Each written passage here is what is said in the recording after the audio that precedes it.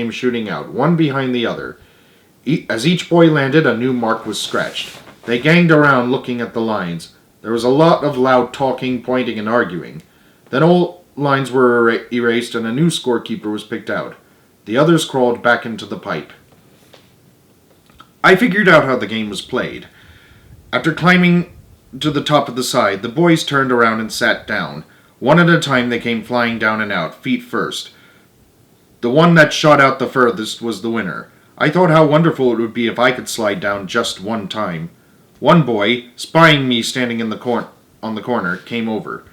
Looking me up and down, he said, "You go to school here?" I said, "School?" He said, "Sure, school. What do you think it was?" "Oh no, I don't go to school here." "Do you go to Jefferson?" "No, I don't go there either." "Don't you go to school at all?" "Sure, I go to school." "Where?" "At home." "You go to school at home?" I nodded. "What grade are you in?"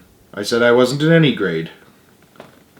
Puzzled, he said, "You go to school at home and don't know what grade you're in?" "Who teaches you?" "My mother." "What does she teach you?" I said, "Reading, writing, and arithmetic, and I bet I'm just as good at it as you are." He asked, "Don't you have any shoes?" I said, "Sure I have shoes. Why aren't you wearing them?" "I don't wear shoes until it gets cold." He laughed and asked where I live. I said, "Back in the hills." He said, "Oh, you're a hillbilly."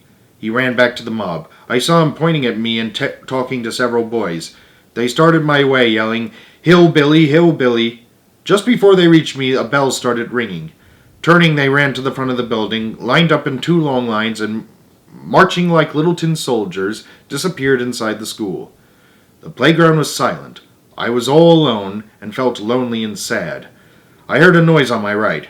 I didn't have to turn around to recognize what it was. Someone was using a hoe. I'd know that sound if I heard it on a dark night. It was a little old white-headed woman working in a flower bed. Looking again at the long blue pipe, I thought, there's no one around. Maybe I could have one slide anyways. I eased over and looked up into the dark hollow. It looked scary, but I thought of all the other boys I had seen crawl into it. I could see the last mark on the ground, and thought, I bet I can beat that. Laying my sack down, I started climbing up. The farther I went, the darker and more scary it got.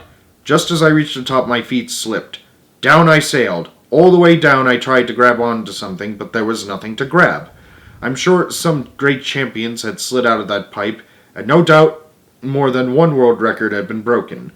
But if someone had been there when I came out, I know the record I set would stand today in all its glory.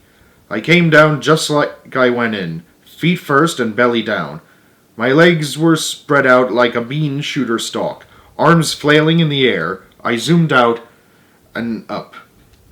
I seemed to hang suspended in air at the peak of my climb. I could see the hard-packed ground far below. As I started down, I shut my eyes and gritted my teeth.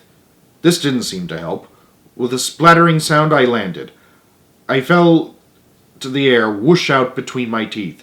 I started to scream, but had no wind left to make a sound. After bouncing a couple of times, I finally settled down to earth. I lay spread-eagled for a few seconds and then slowly got to my knees. Hearing loud laughter, I looked around. It was the little old lady with the hoe in her hand. She hollered and asked how I liked it. Without answering, I grabbed up my gunny sack and left. Far up the street, I looked back. The little old lady was sitting down, rocking with laughter. I couldn't understand these town people. If they weren't staring at a fellow, they were laughing at him. To be continued.